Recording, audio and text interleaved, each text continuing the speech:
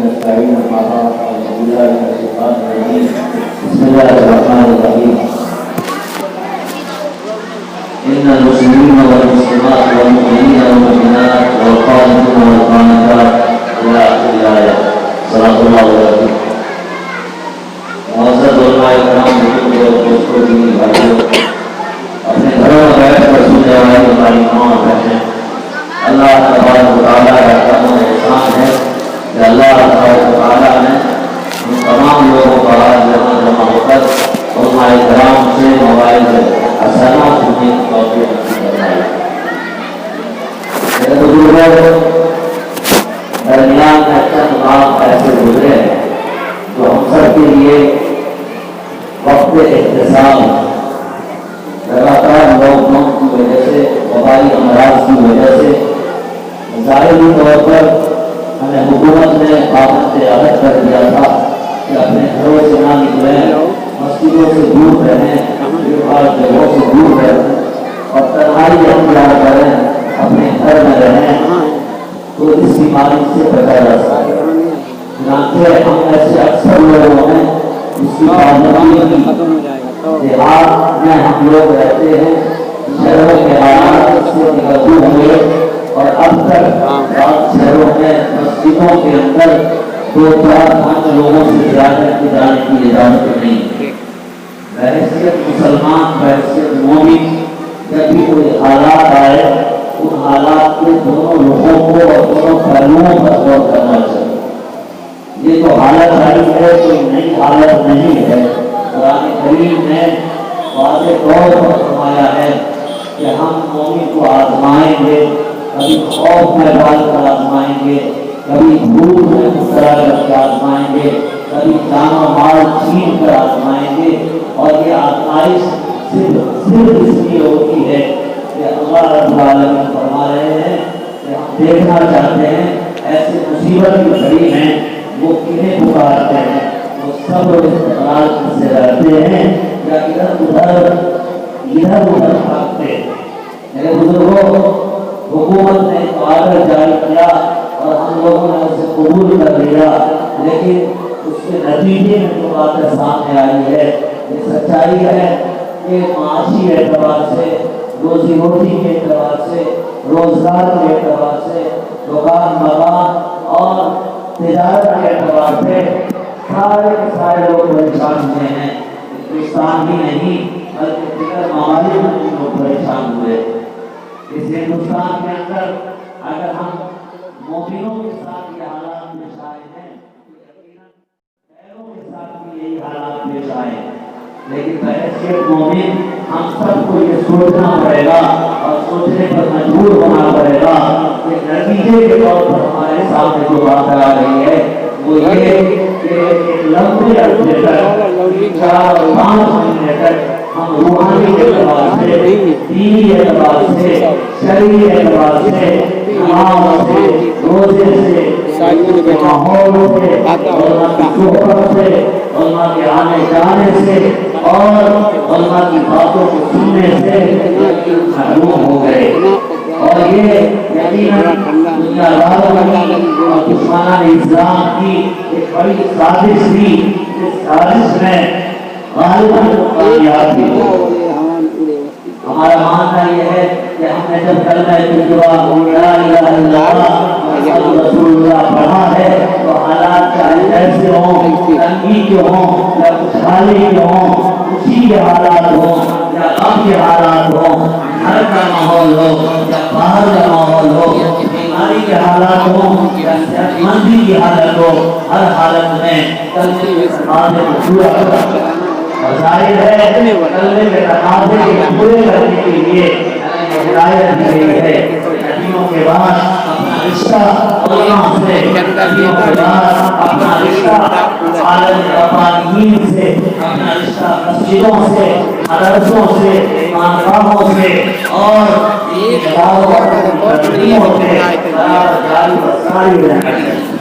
کلمے کا تقاضا یہ ہے کہ اگر اس رشتے میں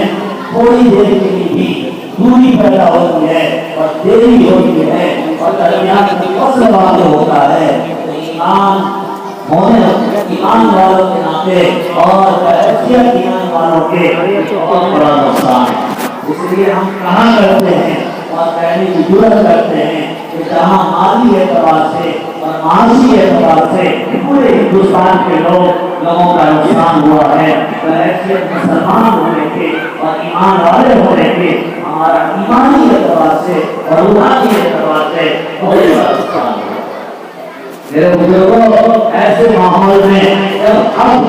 3-4-5 مہینے کے بعد 3-4 اور 5 مہینے کے بعد اب کچھ حالات نارمل ہو رہے ہیں اور حالات سازگار ہو رہے ہیں، ایسے وقت کو غنیمت کرنا چاہیے۔ ہر مرد مومن اور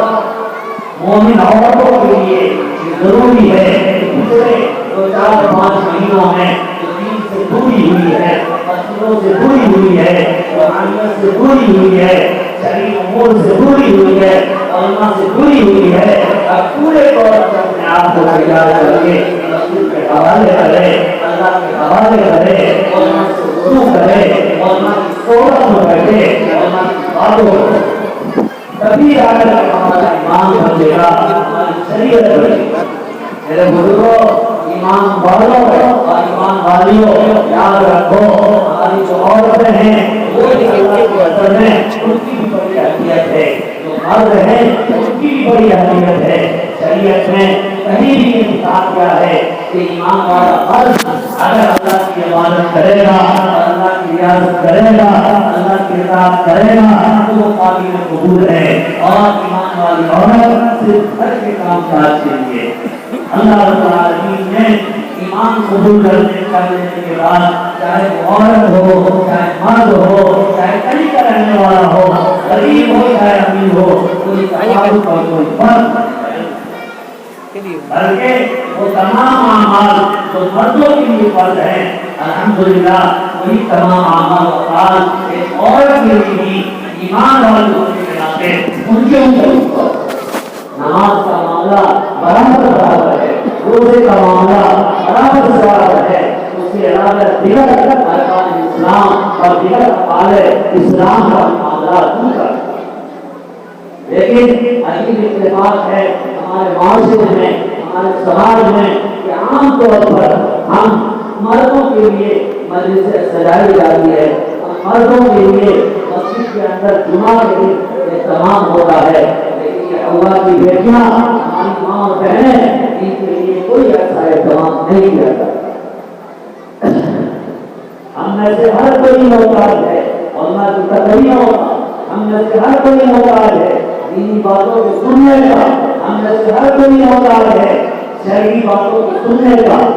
اس لیے میں گزارش کروں گا اپنے علماء کرام سے، اپنے استاد اعظام سے کہ اس درمیان میں جو خلا پیدا ہوا ہے، دوری پیدا ہوئی ہے، ظاہر ہے علماء کی آنکھ جو رفت نہیں ہوئی ہے، کہیں سے کسی کے کان میں آواز نہیں ہوتی ہے، شریعت کی باتیں نہیں ہوتی ہے، جہاں ہم مردوں کے لیے اہتمام کرتے ہیں، مسجدوں میں جمعہ کے دن جن مردوں میں احرام سے تصویر کی جاتی ہے، علماء کرام بھائیوں اور استاد اعظام بھائیوں، نظام بھائیوں، آپ کو گزارش ہے کہ آپ اس سماج میں اور اس معاشرے میں رہتے ہیں، آپ ان کا بھی خیال کیجیے، ان کا بھی خیال کیجیے، ان کی بھی فکر کیجیے، اپنے گھر کی ماں بہنوں کی۔ اس کے لیے ضروری ہے کہ آپ ہفتہ واری اجتماع کا انعقاد کیجیے، اس کے لیے ضروری ہے کہ آپ مہینے میں کسی ہفتے کو متعین کیجیے، کسی کا آگے متعین کیجیے۔ دنیا کے سارے کام ہو رہے ہیں، یاد رکھیے گھر کی عورتیں ایمان والی نہیں ہوں گی، شریعت پر عمل پیرا نہیں ہوں گی، شریعت کی باتوں کو نہیں سنے گی، اللہ رسول کے احکامات کو نہیں سنے گی، تو وہاں پر ہمارا اور آپ کا گزارا کرنا مشکل ہے۔ ان کے مزاج پر کچھ اور باتیں آئیں گی اور آپ مسجد سے سن کر علماء کی صحبت میں بیٹھ کر کچھ اور سن کے جائیں گے، ٹکراؤ کی نوبت آئے گی،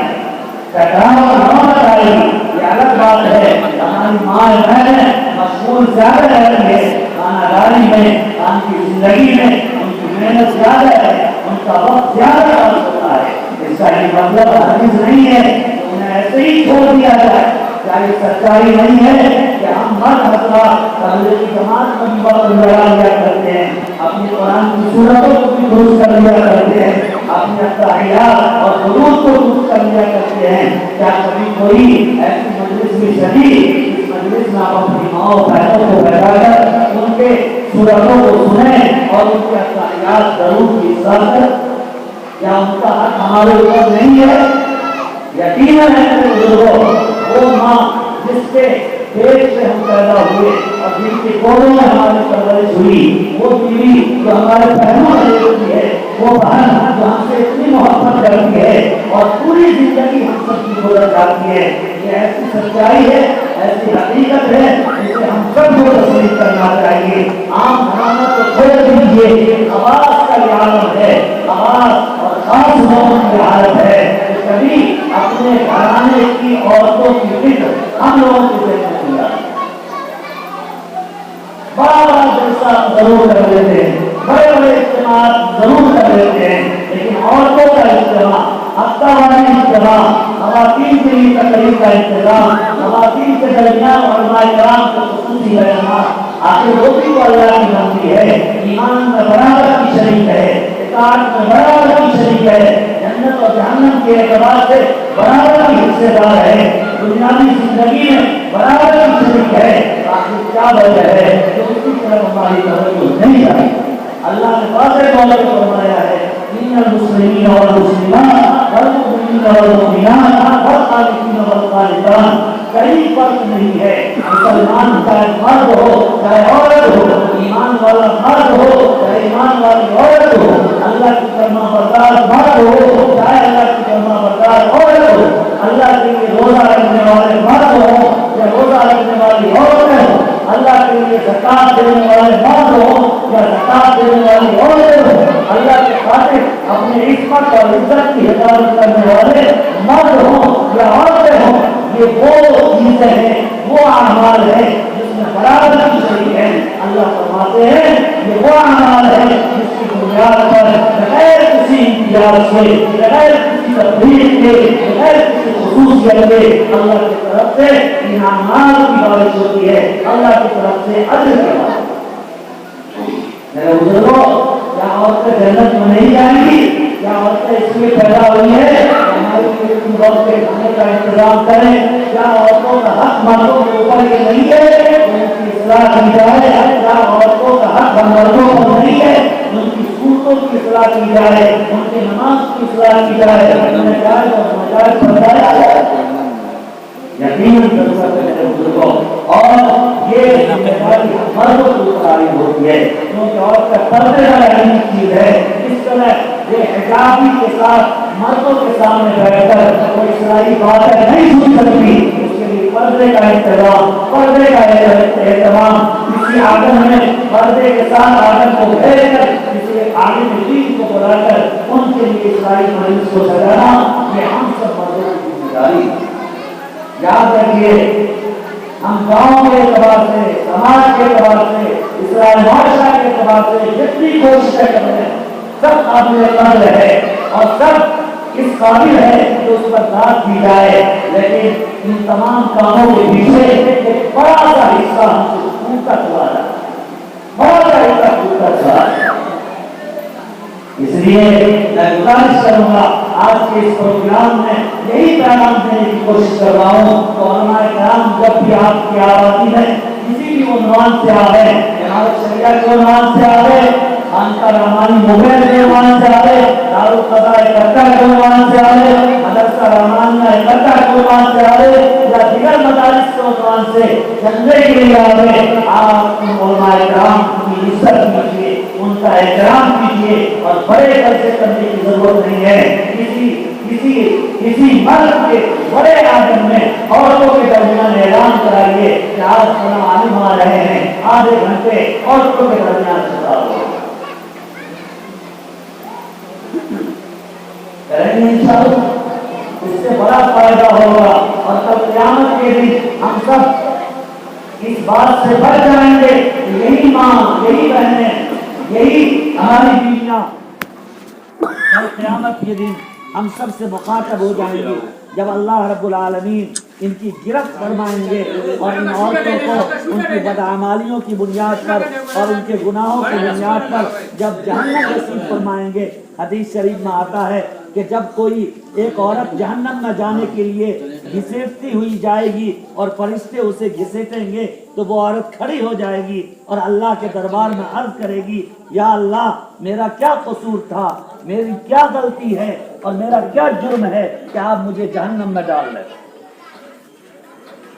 اللہ رب العالمین عرض کریں گے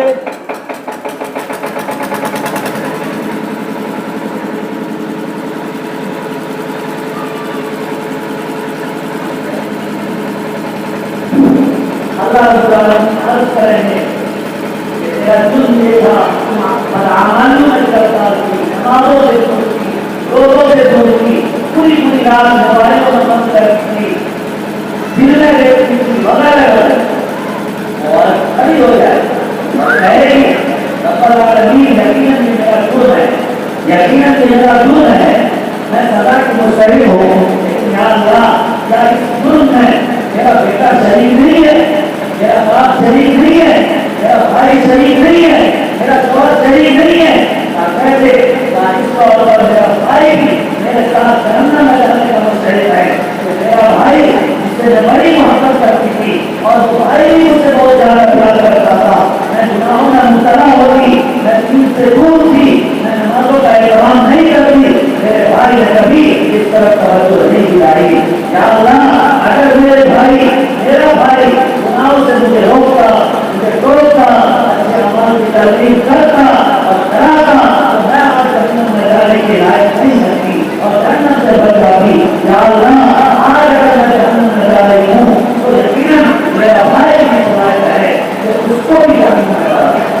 میرے باپ کو بلاؤ، میرا باپ تو وہ تھا کہ جس کے ایک آرڈر پر اور جس کے ایک حکم پر میں سب کچھ انتظار کر دیتی، لیکن یا اللہ میرے باپ تو اپنی زندگی میں مست رہے اور اپنے آپ میں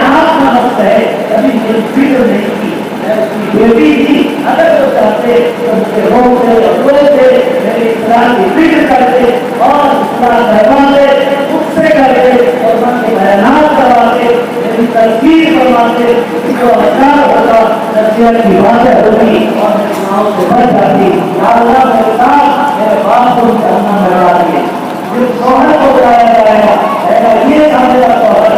جس کے ہاتھ میں اور جس کے اختیار میں طلاق کی گولی تھی، دنیا کے سارے کام طلاق کی منفی وجہ سے کروا لیتا تھا، میں یہ جانا اور نہ جانے پر طلاق جیسے چیزوں کو معاملہ کر دیتا اور شرط لگا دیتا، میں رک جاتی۔ یا اللہ اگر میرا شوہر ان چیزوں کا استعمال میری اصلاح کے لیے کرتا اور میری رہنمائی کے لیے کرتا، گناہوں سے روک ٹوک کے لیے کرتا اور میرے لیے علماء کو بلاتا اور مجھے اصلاح کراتا، یقین آج میں مستحق نہیں ہوتی، جنت میں جانے والی ہوتی۔ یا اللہ میرے ساتھ میرے شوہر کو بھی جہنم میں ڈال، میری اولاد کو بھی جہنم میں ڈال، میرے باپ کو بھی جہنم میں ڈال، میرے بزرگوں کو حدیث ہے اس کو بتلاتی ہے کہ اپنی زندگی کی فکر کے ساتھ ساتھ اپنے بیٹوں کی زندگی کی فکر کے ساتھ ساتھ اپنے رہائش کے لیے مکان بنانے کی فکر کے ساتھ ساتھ اپنے بچوں کے لیے جائیداد اور مکان اور مکان بنانے کی فکر کے ساتھ ساتھ ان عورتوں کی فکر کرنا نہایت ضروری ہے۔ ان عورتوں کے ہاتھ کی روٹی ہم کھاتے ہیں، جن کے ہاتھ سے بنے ہوئے کھانا ہم تناول کرواتے ہیں اور جن کی محنت اور مشقت کی بنیاد پر جن کی محنت جب رنگ لاتی ہے تب ہمارے منہ میں لقمہ جاتا ہے اور جن کی مشقت کی بنیاد پر ہمارے سامنے راحت کے سامان آ جاتے ہیں۔ بڑی ناانصافی ہو رہی ہے ہمارے سماج میں، ہمارے معاشرے میں، اس لیے ہم ہر پڑھے لکھے لوگوں سے گزارش کریں گے آنے والا دن اور بھی زیادہ خطرناک آنے والا ہے۔ تعلیمی ادارے سب کے سب بند ہیں، 6 مہینے اور 7 مہینے تک لگاتار یہ دینی اور تعلیمی ادارے بند ہیں۔ بچائیے، وہ علماء کرام نے فرمایا، بزرگان دین نے فرمایا کہ اگر کسی بچے کا کسی دینی تعلیم پڑھنے والے قرآن اور دینیات پڑھنے والے بچوں کا کسی وجہ سے ایک بھی سبق کا نہ ہو جائے، ایک بھی سبق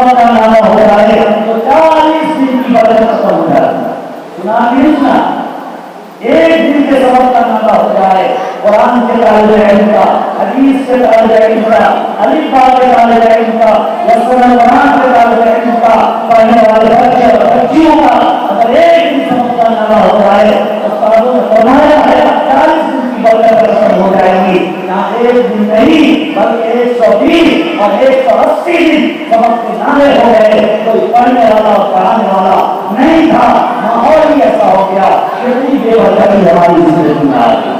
ظاہر ہے اس سب کے تصور ہمیں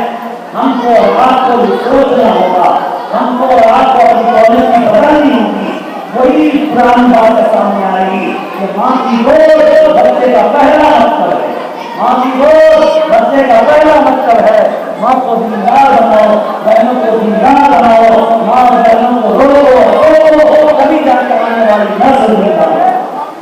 آنے والی نسل بیمار ہوگی، آنے والے بچے بیمار ہوں گے۔ یاد رکھیے اپنے ان بچوں کو قرآن کی تعلیم، حدیث کی تعلیم، انسان کی تعلیم اور جائز نجائز کی تعلیم، بڑے اور چھوٹے کی ادب اور سطر کی تعلیم یہ تبھی ملے گی جب گھر میں ہماری ماں فکر مند ہوگی، اور ماں تبھی فکر مند ہوگی جب ان کے سامنے قرآن و حدیث کی روشنی میں اللہ کے رسول صلی اللہ علیہ وسلم کی باتیں بتائی جائے گی، اللہ کا حکم بتایا جائے گا۔ یہ کب ہوگا میرے بزرگوں؟ جمعہ کے دن ہو سکتا ہے کیا؟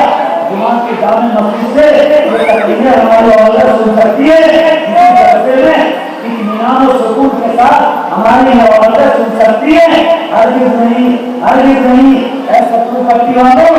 اگر آپ علماء کرام کی باتوں کو سنو اور سن کر کے اس پر عمل کرنا چاہتے ہو، جیسا کہ مفتی صاحب نے کہا کہ جو چلے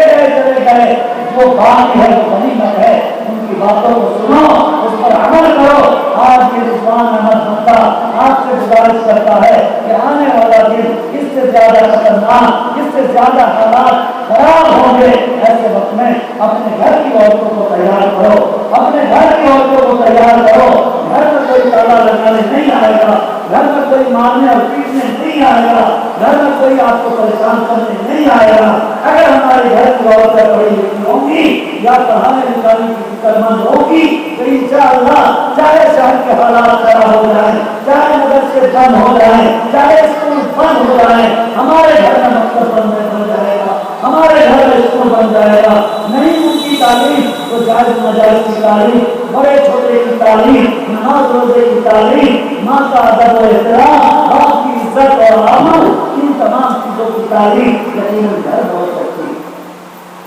یہ وہ موٹی موٹی تعلیمیں ہیں جس کا سیکھنا اور سکھانا ہر ماں کو اوپر ضروری ہے، لیکن پہلے ماں کو تیار ہو، ماں کو تو اس پٹری پر لایا جائے، ماں کو تو اس انداز سے تیار کیا جائے۔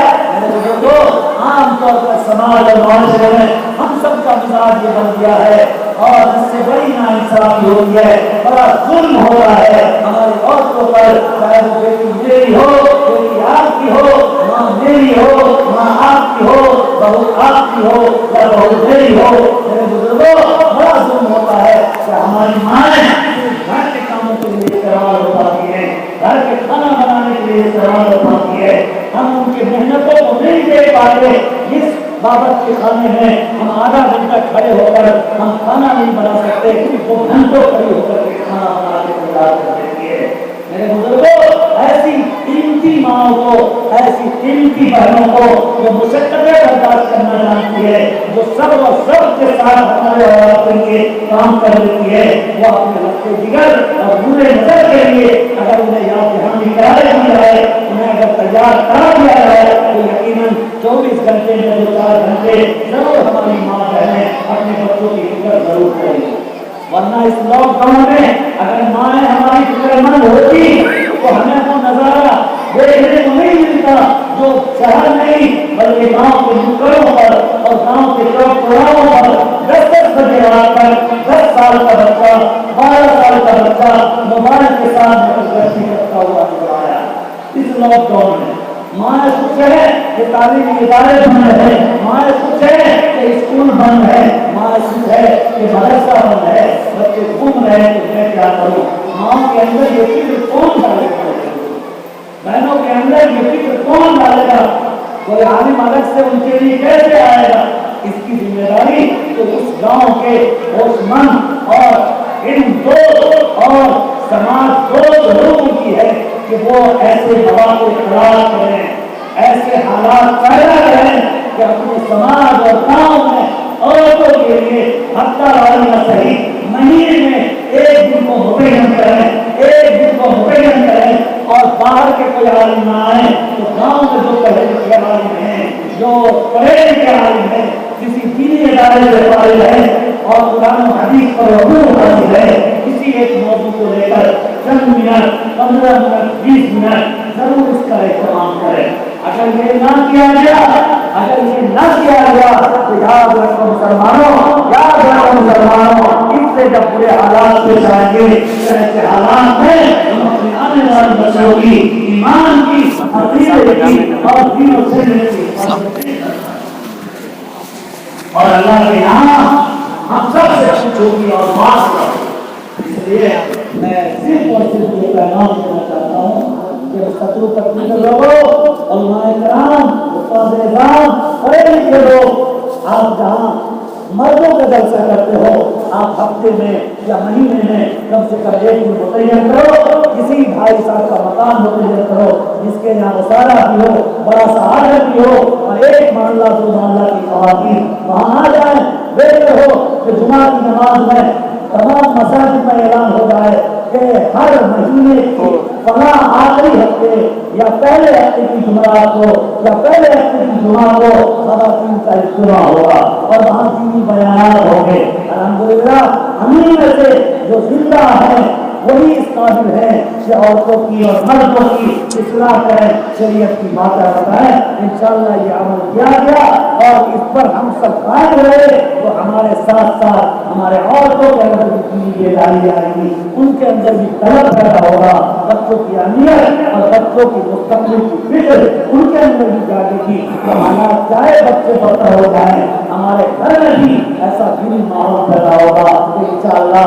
ماں کی گود پہلا مکتب ہے، اس کا مظاہرہ ہوگا اور پھر بچے ہمارے کنٹرول میں اور قبضے میں ہوں گے اور ان کے دین اور ایمان اور شریعت اور کلمے کی حفاظت کا سامان پیدا ہوگا۔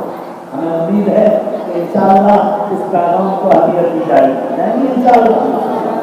اور مسجد میں تو 9:30 جو باتیں نکلتی ہے ایسا نہیں کہ لفظی ہے، بہت غور فکر کر کے یہ باتیں نکلی ہے، دور اندیشی بہت سارے حالات کو سامنے لا کر کے سوچ کر کے سمجھ کر کے یہ روحانی معلم اور روحانی طبیب ہوتے ہیں۔ علماء کرام کس سماج میں کیا بیماری ہے، اس سماج کی بیماری کا علاج کیا ہوگا، وہ علاج علماء بتاتے ہیں۔ اس خاصات اور بندر نافذ کے اندر یہ بات سمجھ آئی ہے اور کہ اس سماج اور اس طرح کے تمام سماجوں کے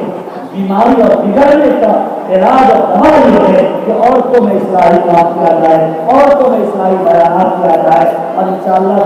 ان کا دل پتھر سے زیادہ سخت نہیں ہے، یقین ان کا دل موم ہوگا، نرم ہوگا